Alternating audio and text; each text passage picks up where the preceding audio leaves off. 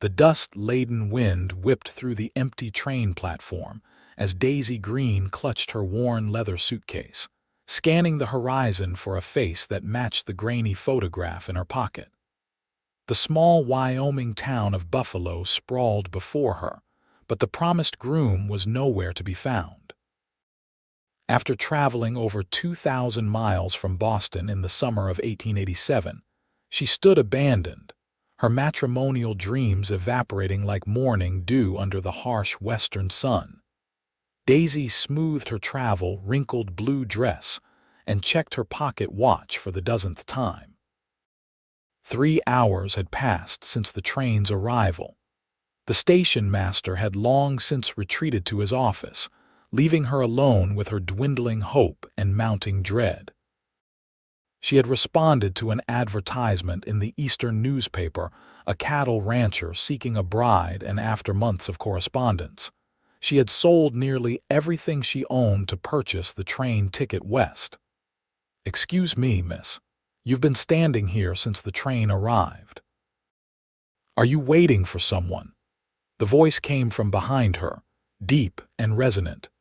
Daisy turned to find herself looking up at a tall man with sun-weathered skin and kind eyes the color of a summer sky. His dark blonde hair fell in waves beneath a well-worn Stetson, and though his clothes were dusty from the trail, there was something immediately trustworthy in his expression. Yes, I was. It appears I've been forgotten." Daisy struggled to maintain her composure. "I'm a mail-order bride, you see, for a Mr. Harold Fleming." The man's expression darkened. "Harold Fleming? From the Double F Ranch?" "Yes, that's right. Do you know him?" The cowboy removed his hat, revealing a furrowed brow. "Miss, I'm afraid Harold Fleming passed away 3 weeks ago. Caught pneumonia after falling in the river during a cattle drive." The blood drained from Daisy's face, and she swayed slightly. The cowboy quickly stepped forward, steadying her with a gentle hand on her elbow. "I'm sorry to be the bearer of such news," he said. Strange no one thought to send word. Daisy's mind reeled with the implications. No groom, no home, no future, and nearly no money remaining after her journey. "What am I to do now?" she whispered, more to herself than to the stranger. The man studied her face for a long moment before speaking. "I've been looking for you." Daisy stepped back, confused. "I beg your pardon, not you specifically," he clarified quickly, replacing his hat. "But someone like you. Someone who can read and write well. Someone from back east who might help me with my accounts and correspondence." He extended his hand. "Zachary Coleman. I own the Lazy Sea Ranch about 10 miles outside of town." Daisy hesitated, then accepted his handshake. His palm was calloused but warm. "Daisy Green. But sir, I came here to be married, not to be employed." "I understand that, Miss Green. But you're in a difficult position, and I'm offering a solution, at least temporarily. I need help, and you need somewhere to stay while you figure out your next steps." His eyes held no guile, only genuine concern. "I've got a small cabin on my property where my sister used to live before she married and moved to Cheyenne. It's yours if you want it. The job pays fair wages." Daisy considered her options, which were admittedly few. She could take the next train east if she could afford it and return home in disgrace. She could seek employment in Buffalo, though she knew nothing of the town or its opportunities, or she could accept this stranger's offer. "What sort of ranch do you have, Mr. Coleman?" she asked, buying time to think. "Cattle mostly, though I've got some horses too. It's a modest spread compared to some, but it's growing." Pride tinged his voice. "I've got 4 ranch hands who bunk in the bunkhouse. My housekeeper, Mrs. Abernathy, lives in town with her husband but comes out daily to cook and clean. You wouldn't be alone with men, if that's your concern." The thoughtfulness of his reassurance wasn't lost on Daisy. She squared her shoulders and made her decision. "I accept your offer, Mr. Coleman." On a temporary basis until I can determine a more permanent solution. Relief washed over his features. Good, that's good. He picked up her suitcase. Have you eaten? We could stop at the cafe before heading to the ranch. That would be lovely, thank you. As they walked down Buffalo's Main Street, Daisy felt the curious stares of the townspeople. She was clearly a newcomer, and walking alongside one of the local ranchers was bound to stir gossip. The wooden sidewalks creaked beneath their feet as they approached a small establishment with Mary's Cafe painted on the window. Inside, the aroma of fresh bread and beef stew enveloped them. A plump woman with gray-streaked hair bustled over, her face breaking into a wide smile. Zach Coleman. Twice in 1 week. To what do we owe the pleasure? Her gaze shifted to Daisy with undisguised curiosity. Hello, Mary. This is Miss Daisy Green. She's going to be helping me with the ranch accounts. Miss Green, this is Mary Holden, purveyor of the finest meals in Johnson County. Pleased to meet you, madam, Daisy said with a polite nod. Likewise, dear. Any friend of Zach's is welcome here. Mary led them to a table by the window. What'll it be? 2 bowls of your beef stew and some of that sourdough bread if you've got it, Zachary ordered. When Mary departed, Daisy studied her unexpected benefactor more carefully. He appeared to be in his early 30s, with laugh lines around his eyes suggesting a good humor that contrasted with his current serious demeanor. Mr. Coleman, I feel I should know more about the man who's offering me employment and lodging. He nodded, seeming to appreciate her directness. That's fair. I'm 32 years old, came to Wyoming territory from Missouri when I was 20. Worked as a cowhand for 8 years before saving enough to buy my own spread. Been running the Lazy C for 4 years now, never married. He paused. My parents died when I was young. My sister, Charlotte, is my only family. She's 5 years older, married to a banker in Cheyenne. And why do you need help with accounts? Most ranchers I've heard of manage their own affairs. Zachary's expression shifted slightly, a flicker of something embarrassment crossing his features. I can tally numbers well enough for basic needs, but as the ranch grows, so does the paperwork. Banking correspondence, cattle sales records, supply inventories. It's becoming more than I can manage alone, and truthfully, my handwriting leaves much to be desired. Mary returned with 2 steaming bowls and a basket of bread. Enjoy, you two. Holler if you need anything else. They ate in comfortable silence for a few minutes, Daisy savoring the hearty stew after days of train station fare. Finally, she spoke again. I should tell you about myself as well, Mr. Coleman. Please do, and call me Zach, everyone does. I'm 24 years old. I was born and raised in Boston. My father was a schoolteacher, and I followed in his footsteps until last year when he passed away. My mother died when I was 16. Daisy paused, wondering how much of her circumstances to reveal. After Father's death, I found myself in reduced circumstances. The school where I taught closed due to lack of funding. When I saw Mr. Fleming's advertisement, it seemed like an opportunity. What did he tell you about himself? Zach asked quietly. That he was 42, a successful cattle rancher with a comfortable home. Widowed 5 years ago with no children. He seemed respectable in his letters. Daisy pushed her empty bowl aside. I suppose I'll never know if his representations were accurate. Harold Fleming was indeed all those things, Zach confirmed. He was well regarded in these parts. Not a close friend, but a decent neighbor. His ranch will likely go to his brother's family in Denver. Daisy nodded, trying to reconcile herself to the death of a man she'd never met, but had planned to marry. It was a strange sort of grief mourning not the man himself, but the future he had promised.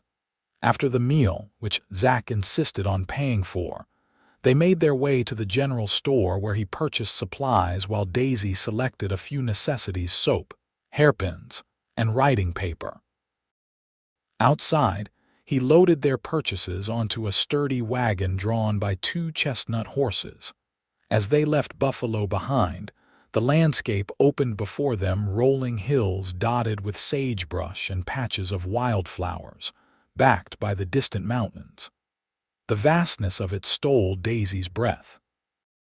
After the cramped streets of Boston, the sheer openness of Wyoming felt both liberating and intimidating. "It's beautiful," she murmured. "It grows on you," Zach replied with a small smile. "First time I saw this country, I thought it looked too big to tame. Now I can't imagine being anywhere else." The journey to the lazy sea took nearly 2 hours. As they crested a final hill, Daisy saw the ranch spread before them, a main house of sturdy logs with a wide porch, a large barn, corrals, a bunkhouse, and several smaller outbuildings. A creek wound through the property, its banks lined with cottonwoods whose leaves shimmered silver-green in the late afternoon light. Set apart from the main house by about 100 yards, stood a small cabin, neat and well-maintained, with flower boxes beneath its windows, currently empty of blooms.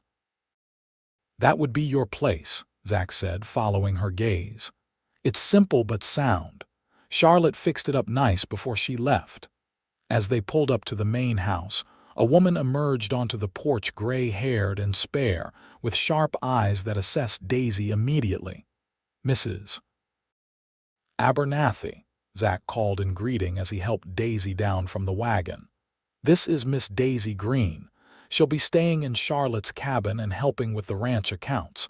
Mrs. Abernathy's expression remained neutral as she nodded. "Miss Green, welcome to Lazy Sea." "Thank you, Mrs.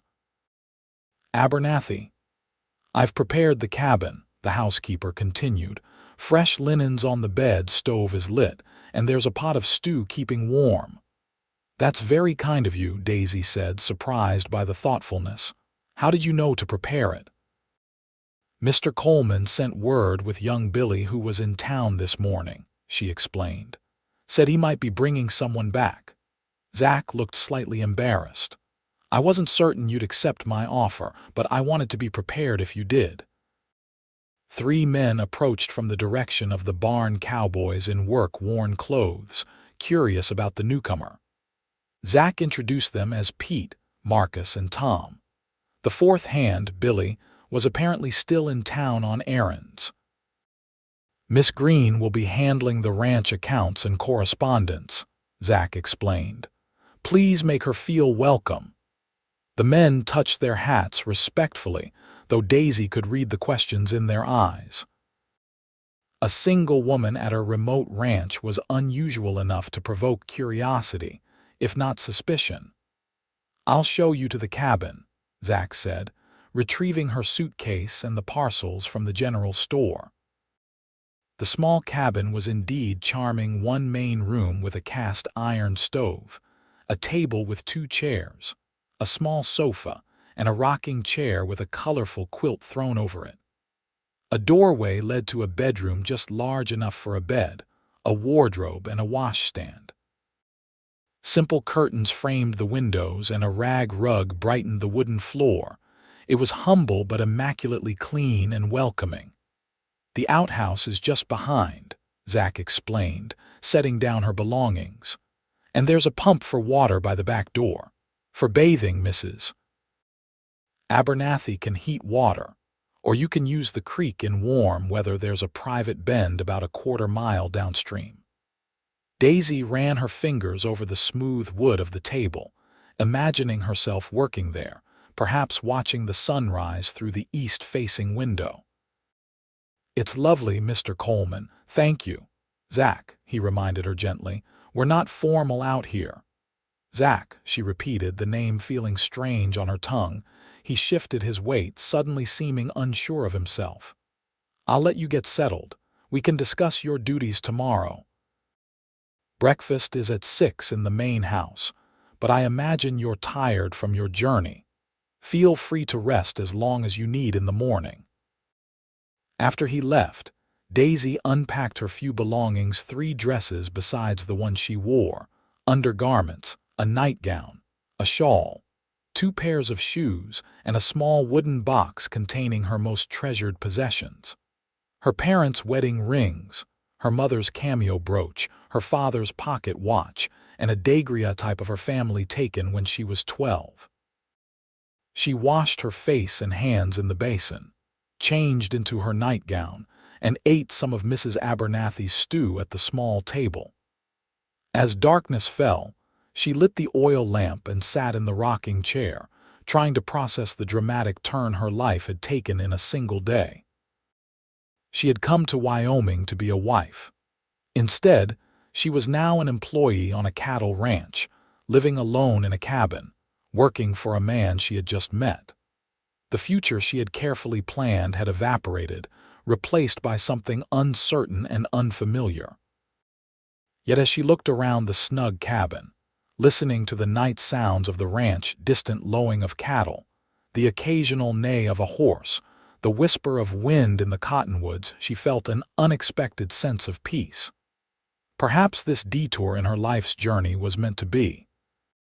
With that thought, she extinguished the lamp and went to bed, falling asleep to the gentle rhythm of the Wyoming night. Daisy woke to sunlight streaming through the cabin windows and the distant sounds of ranch activity. For a moment, she lay disoriented, then remembered where she was and why. Glancing at her father's pocket watch on the bedside table, she was startled to see it was already past 7 o'clock, later than she'd slept in years. She dressed quickly in her best remaining dress, a navy blue cotton with white piping, and pinned her honey-brown hair into a neat bun. After washing her face and hands in the basin, she headed toward the main house, determined to begin her new role with punctuality and efficiency, despite her late start. The morning was glorious, clear blue skies stretching endlessly above the ranch, the air crisp and scented with sage.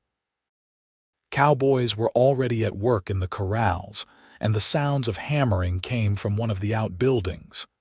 Daisy took a deep breath, straightened her shoulders, and approached the main house. Mrs. Abernathy answered her knock, wiping her hands on her apron. "Good morning, Miss Green. Come in. Mr. Coleman said to expect you when you were ready." The interior of the ranch house surprised Daisy. She had expected something rustic and masculine, but the main room was comfortable and well-appointed. A large fireplace dominated one wall, flanked by bookcases filled with volumes. Sturdy but attractive furniture was arranged to encourage conversation, and colorful Navajo rugs brightened the plank floors. Landscape paintings and a large map of Wyoming territory adorned the walls. "Mr. Coleman is in his office," Mrs. Abernathy said, leading her through the house. "I'll bring coffee." Zach's office was smaller and much less orderly than the rest of the house. Papers were stacked haphazardly on a large oak desk, ledger books were piled on the floor, and an open cabinet revealed more disorganized documents. He stood when she entered, running a hand through his hair in what appeared to be an unconscious gesture of frustration. "Good morning, Miss Green. I hope you slept well." "Very well, thank you. And please call me Daisy." She surveyed the chaos with a schoolteacher's assessing eye. "I see why you need assistance." A rueful smile crossed his face. "It's gotten away from me, I'm afraid. I've been meaning to organize it for months, but between the spring calving, fence repairs, and 100 other tasks, paperwork always falls to the bottom of the list." Mrs. Abernathy brought in coffee and a plate of biscuits, then departed with a knowing glance at the disordered room. "May I?" Daisy asked, gesturing to the desk. At Zach's nod, she began examining the papers, quickly identifying different categories: receipts, correspondence, livestock records, supply inventories, bank statements. Her orderly mind immediately began formulating a system. "I think I should begin by sorting everything into categories," she proposed. "Then we can establish a filing system so you can find what you need when you need it." "That sounds perfect," Zach said, watching her with evident relief. "Where do we start?" For the next several hours, they worked side by side, sorting the accumulated paperwork of years. Daisy created neat stacks on the desk, the table, and eventually the floor as the categories multiplied. Zach described his business operations, explaining the annual cycle of the cattle ranch: spring calving, summer grazing, fall roundup, winter feeding. As they worked, Daisy began to appreciate the complexity of managing such an operation. It wasn't simply raising cattle. It was a business requiring careful planning, record keeping, and financial management.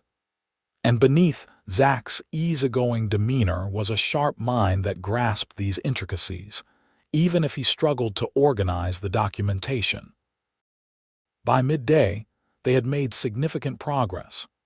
Mrs. Abernathy brought sandwiches, which they ate amid the paper stacks, discussing the next steps in taming the administrative chaos. "You're a godsend, Daisy," Zach said, his blue eyes warm with gratitude. "I've accomplished more this morning than in the past 6 months of trying on my own." "It's satisfying work," she replied honestly. "I've always enjoyed creating order from disorder." After lunch, they moved on to examining the ledgers, where Daisy discovered several discrepancies in the calculations. "It appears you may have overpaid for supplies on several occasions," she noted, showing him the figures. Zach frowned, leaning close to examine the numbers, his shoulder brushing against hers. "You're right. I never would have caught that." He smelled of soap and sunshine, a clean, pleasant scent that Daisy found herself noticing despite her professional focus. "That's why 2 pairs of eyes are better than 1, she said, moving slightly away to maintain a proper distance. By late afternoon, they had established a workable system for ranch records and created a schedule for regular bookkeeping tasks. Daisy would work primarily from the cabin, but come to the main house for consultations as needed. As they concluded their planning, a knock at the office door announced Billy, the youngest ranch hand, returned from town with the mail. "Got letters, boss," the freckle-faced young man said, handing over a small stack. His curious gaze lingered on Daisy. "Billy, this is Miss Green," Zach introduced. "She'll be handling our accounts and correspondence." "Pleased to meet you, madam," Billy said with a shy nod before departing. Zach sorted through the mail, pausing at one envelope. "This might interest you. It's from the Buffalo Schoolhouse Committee." "Oh," Daisy accepted the letter he extended. "They've been trying to establish a proper school for the past year. Currently, the children are taught by Mrs. Wilson, the minister's wife, but she's expecting a baby and won't be able to continue come fall." Daisy opened the letter, which was addressed to area ranchers requesting financial contributions for a schoolhouse and teacher's salary. "You support this effort?" "Education is important," Zach said simply. "Most of the ranchers and townspeople agree, but funding has been the challenge." Daisy read the letter with interest, her teacher's heart stirring at the described need. She had assumed her teaching days were behind her, but perhaps there might be an opportunity here as well. "Would it be presumptuous to inquire about their plans?" she asked. "I do have experience after all." "Not presumptuous at all," Zach replied. "I'd be happy to introduce you to Reverend Wilson next time we're in town. The committee would be fortunate to have someone with your qualifications." His casual support warmed her.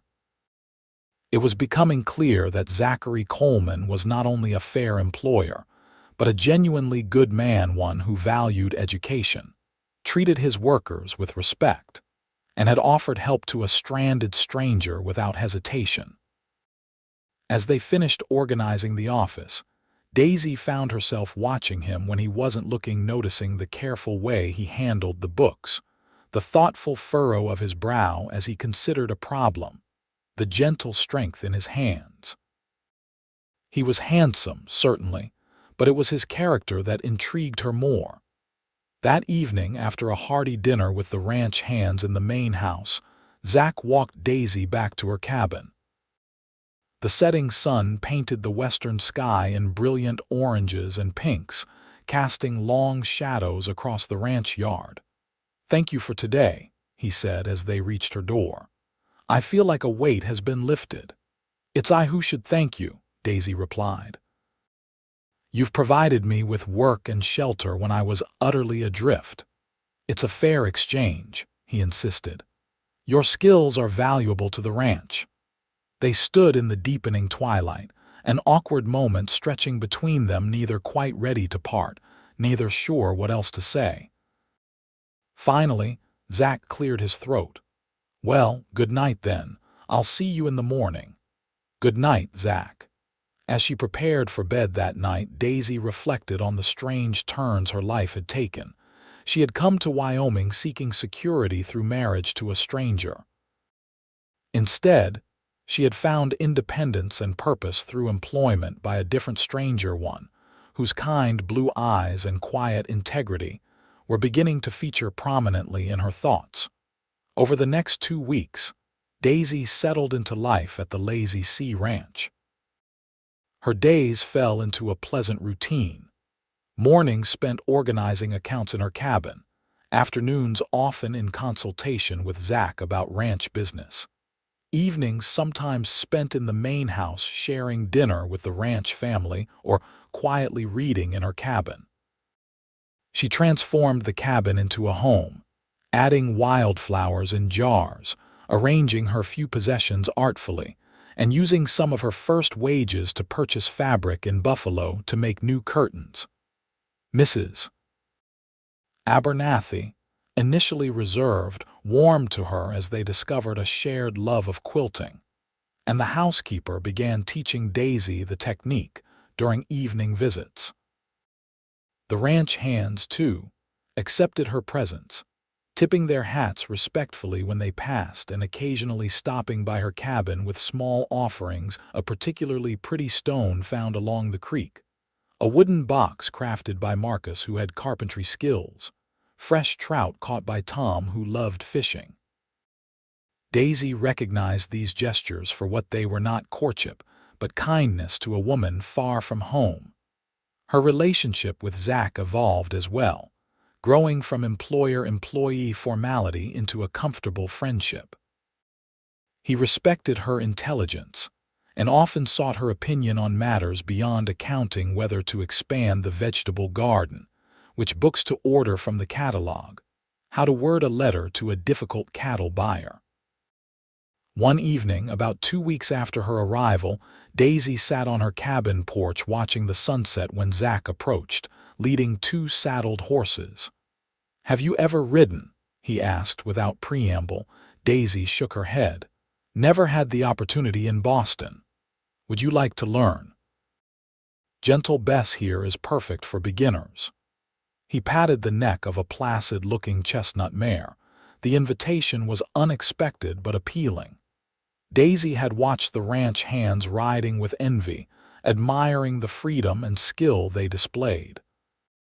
"I'd love to, but I'm hardly dressed for it," she said, gesturing to her skirt. Zach grinned. "Charlotte left some riding clothes. Mrs. Abernathy put them in your wardrobe, but I suspect she didn't mention them out of propriety." Sure enough, when Daisy checked, she found split skirts and sturdy boots in the back of the wardrobe. She changed quickly, feeling both scandalous and liberated in the practical garments. When she emerged, Zach's eyes widened momentarily before he composed his expression. "Those fit you well. Charlotte will be glad they're getting use." The riding lesson began in the corral, with Zach patiently teaching her how to mount, how to hold the reins, how to communicate with the horse through subtle shifts in weight and pressure. Bess was indeed gentle, responding to Daisy's tentative commands with placid cooperation. "You're a natural," Zach encouraged as she completed her third circuit of the corral without incident. "Ready to try outside?" They rode slowly along the creek, the evening air cool and fragrant with wildflowers. Zach pointed out landmarks and shared stories about the ranch, how he'd saved for years to buy this land, how he'd built the house himself with help from neighbors, how he'd nursed the herd through a brutal winter, blizzard his first year. "You love it here," Daisy observed as they paused to let the horses drink from the creek. "I do," he admitted, his gaze sweeping over the landscape with evident pride. "There's something about this country. It gets into your blood." He glanced at her curiously. "Do you miss Boston?" Daisy considered the question seriously.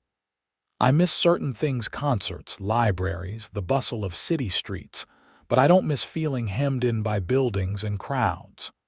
She looked around at the vast open space, the distant mountains touched with the day's last golden light. "There's a freedom here I never knew before." Zach studied her face for a long moment, something unreadable in his expression. "Freedom suits you, Daisy Green." The simple statement touched her deeply. In Boston, as a single woman of limited means, her life had been circumscribed by societal expectations and financial constraints. Even her decision to become a mail-order bride had been driven by the limited options available to her. Here, despite being dependent on Zach's employment, she felt somehow more herself, more capable, more valued. They rode back as twilight deepened into dusk, stars beginning to pepper the darkening sky. When they reached the cabin, Zach dismounted and came to help her down. His hands spanned her waist, lifting her easily from the saddle. For a breath-stopping moment they stood close, his hands still at her waist, her palms resting lightly on his shoulders. Then he stepped back, clearing his throat. "You did well today. We can ride again tomorrow if you'd like." "I would," she said, perhaps too quickly. "Thank you for teaching me," he nodded, gathering the horse's reins. "Good night, Daisy. Good night, Zach." As she watched him lead the horses away, Daisy acknowledged to herself what she had been trying to ignore for days. She was developing feelings for Zachary Coleman that went well beyond gratitude or friendship. The realization was both thrilling and terrifying. She had come to Wyoming prepared to build a life with a stranger. Was it so surprising that her heart might turn toward this kind, hard-working man who had rescued her from destitution? But she had no idea if Zach felt anything beyond friendship and the responsibility of an employer. And she wasn't sure she was ready to risk the stability she had found by revealing emotions that might not be reciprocated. With these turbulent thoughts, she entered her cabin and prepared for bed, her dreams that night filled with blue eyes and the rhythm of hoofbeats across open plains. The following Saturday, Zach announced they would travel to Buffalo for supplies and to introduce Daisy to the townspeople properly. She dressed in her best dress, a forest green that complemented her hazel eyes, and pinned her hair in a style that was both neat and flattering. The town was bustling with weekend activity when they arrived, ranchers and farmers in for supplies, families attending to errands, cowboys enjoying their day off. As they walked down the main street, Zach greeted everyone by name, introducing Daisy as Miss Green, who's helping manage the Lazy C accounts. They visited the general store, the post office, and the bank, where Zach formally added Daisy as a signatory to the ranch account in case of emergency. The gesture of trust touched her deeply. At Mary's Cafe for lunch, the proprietress seated them at what she called Zach's regular table by the window. "How are you settling in, dear?" Mary asked Daisy while pouring coffee. "Very well, thank you. The ranch is beautiful and everyone has been kind." Mary glanced between them with poorly disguised interest. "That's good to hear." "Zach's a fine man, one of our best. The whole town was mighty pleased when he put down roots here." After she left to fetch their food, Zach shook his head with a rueful smile. "Mary means well, but she's Buffalo's unofficial matchmaker. I apologize if she made you uncomfortable." "Not at all," Daisy assured him. "It's nice that people care about you. It's the way of small towns, everyone in everyone else's business. Different from Boston, I imagine." "Very. In the city, I could live in an apartment building for years and never know my neighbors' names." Their conversation was interrupted by the arrival of a distinguished-looking couple, a white-haired man in clerical garb, and a petite woman who was visibly expecting a child. "Reverend and Mrs. Wilson," Zach said, standing to greet them. "May I introduce Miss Daisy Green? She's recently arrived from Boston and is helping with my ranch accounts. She's also a trained teacher." Reverend Wilson's face brightened immediately. "A teacher? From Boston? My dear Miss Green, you may be an answer to prayer." Introductions and pleasantries led to an invitation to join them for lunch, during which the schoolhouse committee's needs were thoroughly discussed. By the end of the meal, Daisy had tentatively agreed to meet with the full committee the following week to discuss possibly teaching when Mrs. Wilson's time came. "God works in mysterious ways," Reverend Wilson said as they parted. "We've been praying for a qualified teacher, and here you arrive in our little town." As Zach and Daisy continued their errands, she pondered the possibility of teaching again. It would mean dividing her time between the ranch accounts and the school, but both jobs were part-time in nature. And the idea of using her training again appealed strongly. Their final stop was the dressmaker's shop, where Zach insisted on paying for fabric and patterns for Daisy to have proper riding clothes made. "Consider it a business expense," he said when she protested. "You can't properly inspect the herd in those city dresses." The seamstress, Mrs. Porter, measured Daisy efficiently while chatting about local gossip. "You've caused quite a stir, Miss Green. A single lady from Boston working at the Lazy Sea. The speculation is rampant." Daisy blushed. "I assure you it's a perfectly proper arrangement. I have my own cabin and Mrs. Abernathy is there daily." Mrs. Porter winked. "No need to explain to me, dear. Though I will say, in all the years Zach Coleman has been in Johnson County, I've never known him to bring a lady to town before." This revelation followed Daisy as they loaded their purchases into the wagon and headed back to the ranch. Was it true? Had Zach never courted anyone in the area? And if so, why not? He was handsome, successful, kind. Surely there would have been interested women. As if reading her thoughts, Zach spoke, his eyes fixed on the road ahead. "Small towns and gossip go hand in hand. Try not to let it bother you." "I'm not bothered," Daisy replied carefully. "Just aware that my presence might complicate things for you." He glanced at her, a half-smile playing on his lips. "I can handle a little gossip, Daisy. Can you?" There was something in his tone, a gentle challenge, perhaps even a hint of flirtation that made her pulse quicken. "I suppose we'll find out," she answered lightly. When they returned to the ranch, Zach helped unload their purchases, carrying Daisy's packages to her cabin. At the door, he hesitated, seeming on the verge of saying something more. Instead, he simply nodded and walked away, leaving her with a curious sense of anticipation. That night, lying in bed, Daisy tried to sort through her confused feelings. She had known Zach for barely 3 weeks, yet he had become central to her daily life. She admired his work ethic, his kindness to his employees, his respectful treatment of her. She enjoyed his company, their conversations, the quiet moments working side by side. And she couldn't deny the flutter in her stomach when he smiled at her, or the warmth that spread through her when their hands accidentally touched. Was this what she had hoped to find with Harold Fleming? Or was it something different entirely, a connection based on genuine knowledge of each other, rather than the polite fictions of letters and advertisements? The next morning dawned clear and cool, perfect riding weather.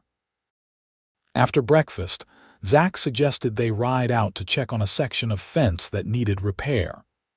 Daisy, now more confident on horseback after several lessons, readily agreed. They rode across the rolling grasslands, through a shallow stream where wildflowers grew thick along the banks, and up a gentle slope that offered a stunning view of the ranch and surrounding countryside. The fence in question ran along the property's northern boundary, separating Lazy Sea from public grazing land. "The cattle pushed through here last week," Zach explained, dismounting to examine a section where the wire had come loose from several posts. "Pete fixed it temporarily, but it needs proper attention." Daisy watched as he worked, admiring the efficient way he handled tools and materials. There was something deeply attractive about a capable man doing physical labor, a thought that would have scandalized her Boston acquaintances, but seemed perfectly natural here in Wyoming. "Hand me those wire cutters," he asked, and she passed them from the saddlebag. Their fingers brushed in the exchange, a simple touch that nonetheless sent awareness shimmering through her. Zach seemed to feel it too, his gaze lingering on her face a moment longer than necessary before he turned back to his task. When the fence was repaired, they rode on, cresting a hill to find a small, sheltered meadow carpeted with wildflowers. Without discussion, they dismounted, tethered the horses to a scrub oak, and wandered among the colorful blooms. "I've never seen so many different flowers," Daisy marveled, bending to examine a delicate purple blossom. "Spring on the high plains is brief but glorious," Zach said, watching her rather than the flowers. "Everything rushes to bloom before the summer heat." Daisy straightened, suddenly aware of the intensity in his gaze. "Zach, is something wrong?" "Not wrong," he said quietly, taking a step closer. "Just complicated." "What do you mean?" He removed his hat, running a hand through his hair in that now familiar gesture of uncertainty. "Daisy, I didn't plan this. When I offered you a job, it was exactly that, a business arrangement to help us both." Her heart began to race. "And now I find myself thinking about you far more than an employer should think about an employee." His voice was low, almost rough. "I think about your smile when you're working on the accounts. I think about the way you look in the morning sunlight. I think about your kindness to Mrs. Abernathy and your patience with Billy's endless questions." Daisy stood very still, hardly daring to breathe as he continued. "I know it's too soon. You came here to marry another man and fate intervened. You're still finding your footing in a new place." He met her eyes directly. "I don't want to rush you or pressure you, but I'd like your permission to court you properly when you're ready." The declaration, honest, straightforward, and respectful, moved her deeply. It was so different from the clinical correspondence with Harold Fleming, with its practical discussion of housekeeping abilities and child-bearing potential. This was a man who had observed her daily, come to know her habits and character, and still wanted to know her better. "Zach," she began, her voice trembling slightly, "I came to Wyoming prepared to build a life with a stranger based on letters alone. Is it so surprising that I might develop feelings for a man I've actually spent time with? A man who has shown me nothing but kindness and respect?" Hope brightened his face.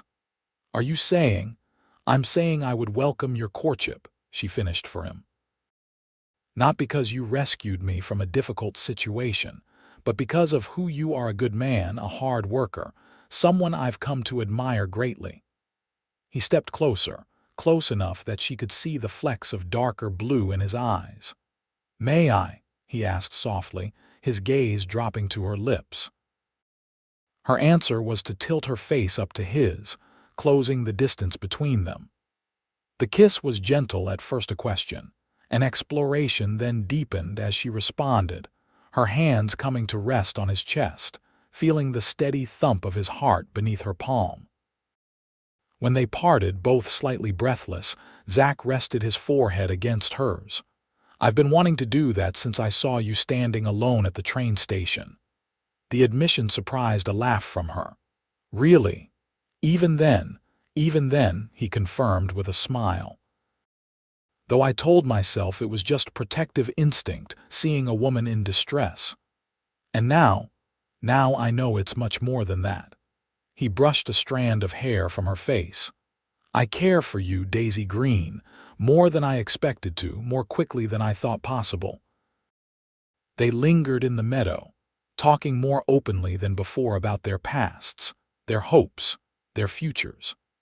Daisy shared more details about her life in Boston, her father's decline after her mother's death, the financial struggles that had led her to consider becoming a mail-order bride. Zach spoke of his early years in Wyoming, the backbreaking work as a ranch hand, the dream of his own land, the loneliness that sometimes accompanied his independence. "I never made time for courting," he admitted. "Always another fence to mend, another cow to tend, another improvement to make. My sister Charlotte used to scold me for it. And what will she say when she learns about me?" Daisy asked, suddenly anxious about his family's reaction. "She'll be thrilled," Zach assured her. "She's been after me to find a wife for years."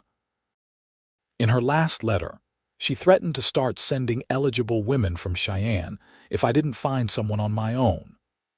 The sun was high overhead when they finally mounted up and rode back to the ranch, maintaining a proper distance but exchanging glances that held new meaning.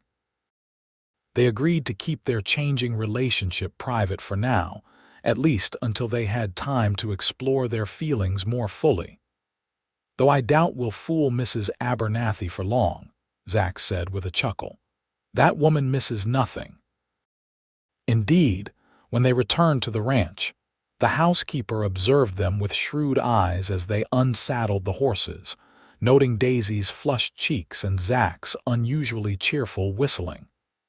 But she said nothing, merely announcing that lunch would be ready in half an hour. Over the next few weeks, Daisy and Zach's courtship blossomed, though they maintained professional behavior during ranch business hours. Their evenings often included walks along the creek, riding lessons that became leisurely explorations of the ranch's boundaries, or quiet conversations on the porch as the stars emerged. Daisy also began meeting regularly with the schoolhouse committee in Buffalo, helping to plan curriculum and organize a fund-raising bazaar for the new building. The prospect of teaching again excited her, especially when Zach offered the use of his wagon whenever she needed to travel to town for school matters. "Education was important to my parents," he explained when she thanked him for his support. "My mother taught my sister and me to read before we ever saw the inside of a schoolhouse. She always said knowledge was the one thing no one could take from you." On a warm evening in early July, about 2 months after Daisy's arrival in Wyoming, she and Zach sat on the main house porch watching a spectacular sunset. The ranch hands had ridden into town for Saturday night entertainment, and Mrs. Abernathy had departed for her home in Buffalo, leaving them alone. "I had a letter from Charlotte today," Zach said, his tone casual though there was a hint of something else beneath it. "She and her husband are coming to visit next month." "That's wonderful," Daisy replied. "I look forward to meeting her." Zach took her hand, his thumb tracing circles on her palm. "She's very curious about you. Apparently, Mrs. Abernathy has been writing to her." Daisy laughed. "I suspected as much. Mrs. Abernathy watches us like a hawk with 2 particularly interesting mice." "She means well." Zach's expression grew more serious. "Daisy, there's something I need to ask you." Her heart quickened at his tone. "Yes." these past weeks have been the happiest of my life. Getting to know you, seeing you become part of the ranch, watching you build connections in town, it's all confirmed what I suspected from the beginning." "And what's that?" she asked, though she thought she knew the answer, could see it in the tender way he looked at her. "That you're the woman I want to share my life with." He shifted, taking both her hands in his. "I know it hasn't been long, and I understand if you need more time, but I love you, Daisy Green. I love your intelligence, your courage in coming west alone, your kindness to everyone at the ranch, your enthusiasm for teaching the town's children." Daisy's eyes filled with tears as he continued. "I'm not asking for an immediate answer. I want you to be sure. But I needed you to know that my intentions are serious and honorable." He squeezed her hands gently. "When you're ready, if you ever are, I would be the happiest man in Wyoming territory if you would consent to be my wife." The declaration, though not entirely unexpected, still took her breath away. She had come to Wyoming prepared to marry a stranger based on a handful of letters and a grainy photograph. Now, she was being asked to consider marriage to a man she had come to know deeply, a man whose character she respected and whose company she treasured.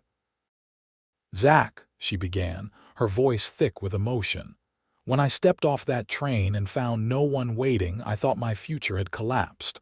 I couldn't see beyond that moment of abandonment." She squeezed his hands.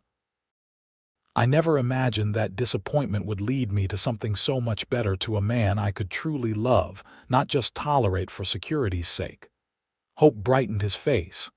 "Are you saying—" "I'm saying yes," she said firmly.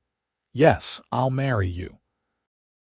Not because you rescued me or gave me employment, but because over these past weeks, I've fallen in love with you, your integrity, your kindness, your dedication to this land and the people who depend on you." Joy transformed his features as he drew her into his arms, kissing her with a passion that left them both breathless.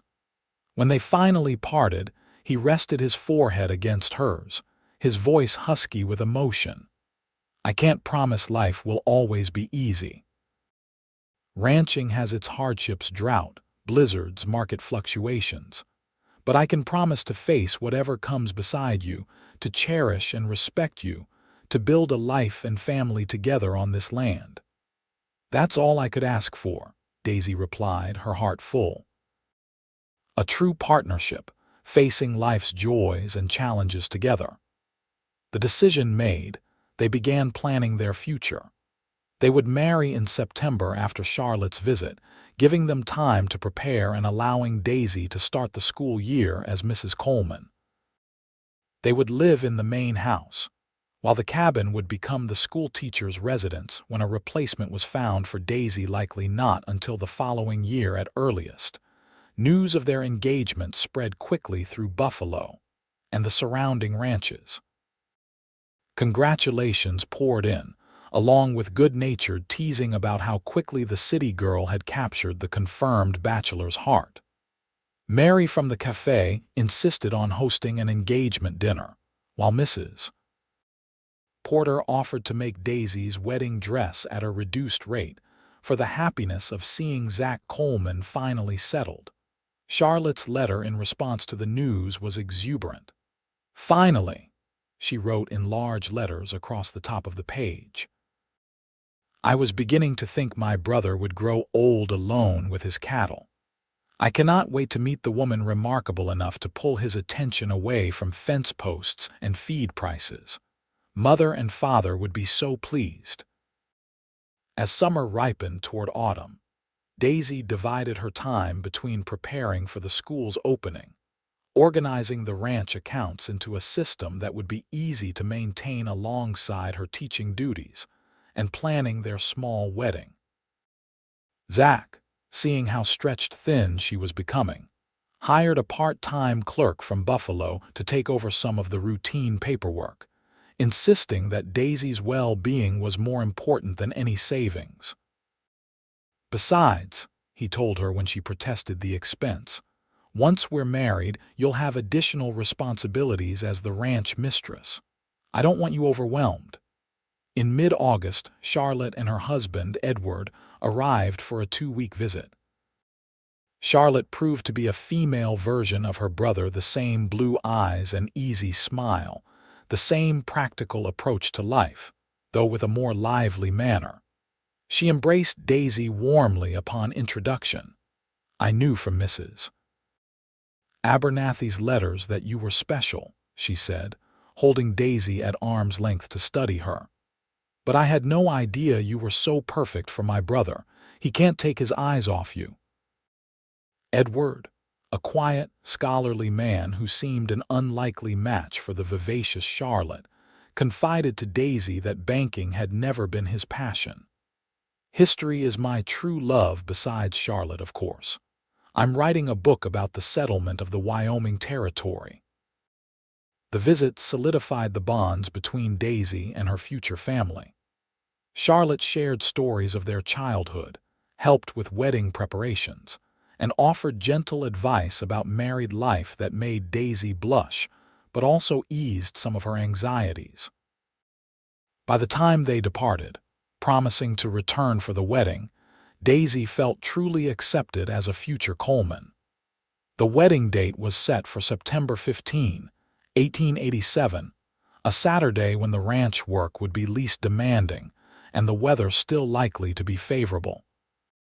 Reverend Wilson would perform the ceremony in the small Buffalo church, followed by a celebration at the Lazy Sea for friends and neighbors. As the day approached, Daisy found herself reflecting on the strange turns of fate that had brought her to this point.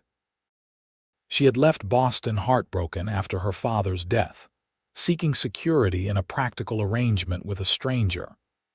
Instead, she had found true love with a different man, entirely one she had come to know and respect deeply before committing her life to him. The morning of the wedding dawned clear and crisp, with just enough autumn chill in the air to hint at the changing season. Daisy prepared in her cabin, assisted by Charlotte, who had arrived the previous day. Her dress was simple but elegant ivory satin with delicate lace at the collar and cuffs, made by Mrs. Porter with fabric ordered specially from Denver. "You look beautiful," Charlotte said, securing the final pin in Daisy's upswept hair. "My brother won't know what hit him." "I can hardly believe this is happening," Daisy admitted, studying her reflection in the small mirror. "6 months ago, I was a schoolteacher in Boston with few prospects. Now I'm about to become a rancher's wife in Wyoming." "Life has a way of surprising us," Charlotte replied, adjusting the small wreath of wildflowers that crowned Daisy's hair. "Though I suspect you would have thrived no matter where you landed. You have a strength about you, Daisy." A knock at the door announced Reverend Wilson, who had offered to escort the bride to the church in the absence of her father. "The wagon is ready, ladies," he called, "and I'm told the groom is pacing nervously at the church." The small Buffalo church was filled to capacity with townspeople and neighboring ranchers. All turned to watch as Daisy walked down the aisle on Reverend Wilson's arm. But Daisy saw only Zach, standing tall and handsome in a new suit at the altar, his eyes fixed on her with such love and pride that her heart nearly burst with happiness. The ceremony was brief but meaningful, with traditional vows spoken clearly and sincerely. When Reverend Wilson pronounced them husband and wife, Zach's kiss was tender yet passionate, prompting good-natured cheers from the assembled guests. The celebration at the ranch afterward lasted well into the evening, a joyful gathering with food, music, dancing, and so much laughter. Even Mrs. Abernathy unbent enough to join in a reel, partnered by a delighted Billy. As twilight descended, the guests gradually departed, leaving the newlyweds standing on the porch of what was now their shared home. Zach slipped an arm around Daisy's waist, drawing her close as they watched the last wagon disappear down the road. "Happy Mrs. Coleman?" he asked softly, Completely, she assured him, leaning into his embrace. Though I still can't quite believe how much my life has changed since stepping off that train. I thank God every day that Harold Fleming's letter never reached you, Zach said, turning her to face him. It seems wrong to be grateful for another man's passing, but if you had known of his death, you might never have come to Wyoming. And we might never have met, Daisy finished the thought, reaching up to touch his cheek. Perhaps some things are meant to be, even if the path to them isn't what we expect. Zach lifted her into his arms, making her laugh in surprise. Speaking of paths, he said with a grin, I believe tradition dictates I carry my bride over the threshold. Their wedding night was everything Daisy had hoped for, tender, passionate, and filled with discoveries that left her breathless. Zach was a considerate lover, patient with her inexperience, guiding her gently into the intimacies of marriage until they lay tangled together, sated and marveling at the bond they had forged. I love you, Zachary Coleman, she whispered into the darkness. His arms tightened around her.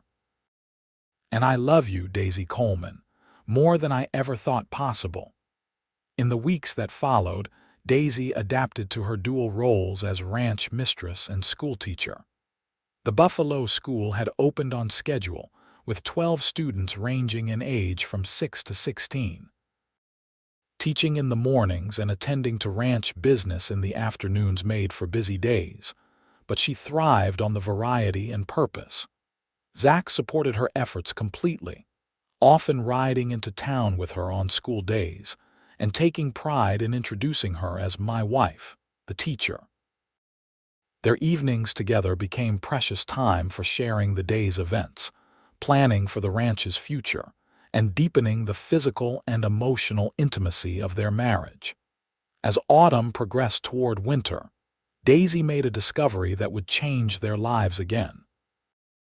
After several mornings of unexplained nausea, she consulted with Mrs. Abernathy, whose knowing smile confirmed her suspicions.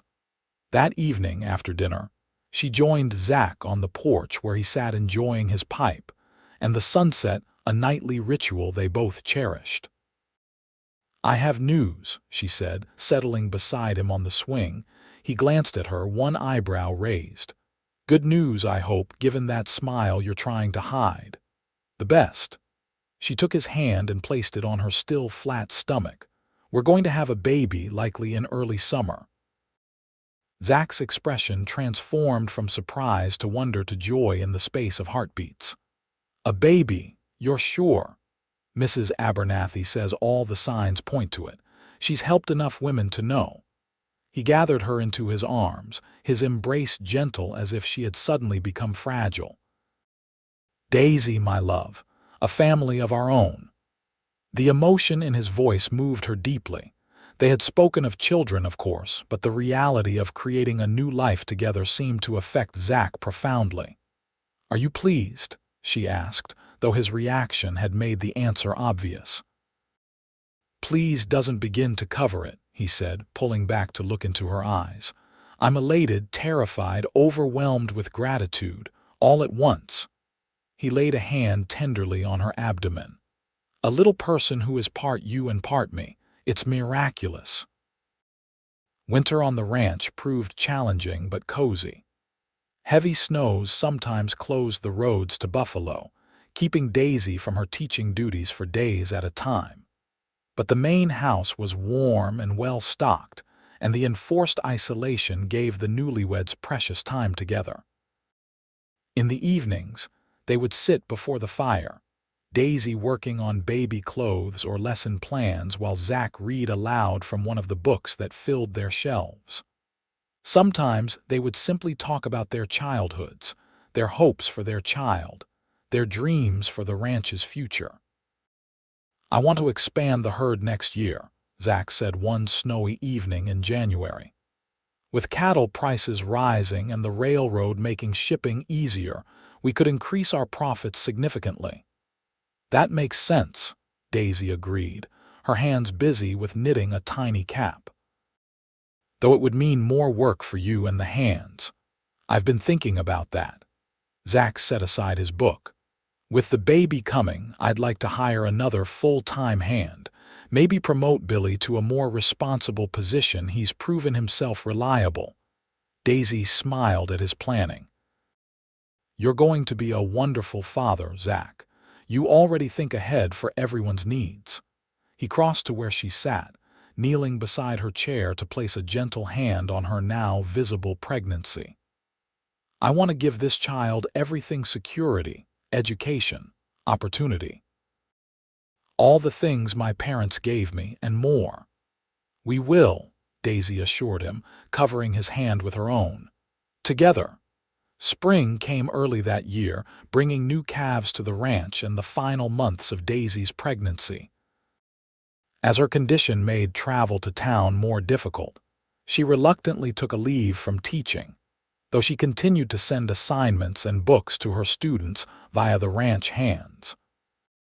In early June 1888, after a labor that Zach later described as the longest, most terrifying 18 hours of my life, Daisy gave birth to a healthy son they named James Michael Coleman, James for Daisy's father, Michael for Zach's.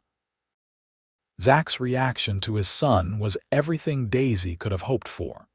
He cradled the tiny boy with awe, tears unashamedly tracking down his face as he counted fingers and toes and marveled at the perfect miniature features. "He has your chin," he whispered to Daisy as she rested in their bed, exhausted but radiant. "And your eyes, I think," she replied, though it was too soon to be certain. "He'll be tall like you, Mrs. Abernathy," who had attended the birth along with the town's doctor, declared James the finest baby born in Johnson County this year, and immediately began knitting additional blankets, despite the approaching summer heat. The ranch hands were equally enamored, each finding excuses to visit the main house for glimpses of young Master Coleman. Billy, in particular, appointed himself unofficial guardian, constructing an elaborate wooden cradle that became James's favorite sleeping place. As summer progressed into fall, life settled into a new routine centered around the baby's needs. Daisy postponed her return to teaching until the following year, focusing instead on motherhood and managing the ranch accounts from home. Zach expanded the herd as planned but also made time each day to bond with his son, often carrying him in a sling while performing less strenuous ranch tasks. "I want him to know this land from the beginning," he explained to Daisy, "to feel it as part of his heritage."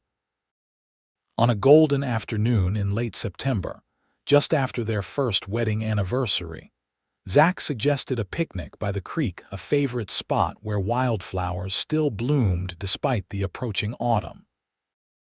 They spread a blanket beneath a cottonwood tree, 4-month-old James cooing happily between them as they ate cold chicken and apple pie prepared by Mrs. Abernathy. "You ever think about how differently things might have turned out?" Daisy asked, watching a hawk circle lazily overhead. "If Harold Fleming had met me at the station that day," Zach considered the question seriously, "I'd like to think our paths would have crossed eventually, perhaps at church or in town. I'd have seen you on Fleming's arm and known immediately he was the luckiest man in Wyoming." He smiled ruefully. "Though I'd have respected his claim and kept my distance. I'm glad we didn't have to test your gentlemanly restraint," Daisy teased, leaning over to kiss him softly. "As am I." He gathered her close, mindful of the baby between them. "I can't imagine my life without you and James now. You've given me purpose beyond the day-to-day work of the ranch. You've made this place a true home." Daisy rested her head on his shoulder, contentment washing through her.